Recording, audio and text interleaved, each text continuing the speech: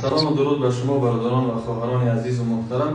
میخواستم در رابطه با قیس الهین و 4 ویتامینی که در یک جایگی در شکل کپسول هستند برای از او کسایی که مسلش خوردن نمیتونن یا که خوکش خوردن نمیتونن، در این زمینه یک چند معلوماتی برای شما داده باشم که یکی خلتید، یکی حلبه، یکی قیس الهین، یکی سیاه‌دانه، اینا دواهایی هستند که احادیث مذکوره در رابطه از اینا خیلی و خیلی زیاد است.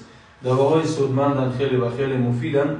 و این خاطر خصوصیتش خوناتی از این قیس الهین از جمله در چی است؟ برای پروستات، برای گرده، برای نرو سیستم، برای سحر و جادو، برای گردش خون خوب کردن و برای خون زیاد کردن، از جمله برای کسایی که حجامه میکنن، باشکه میکنن، بعد حجامه خوردن قیس الهین برای اونها خیلی و خیلی حتمی است.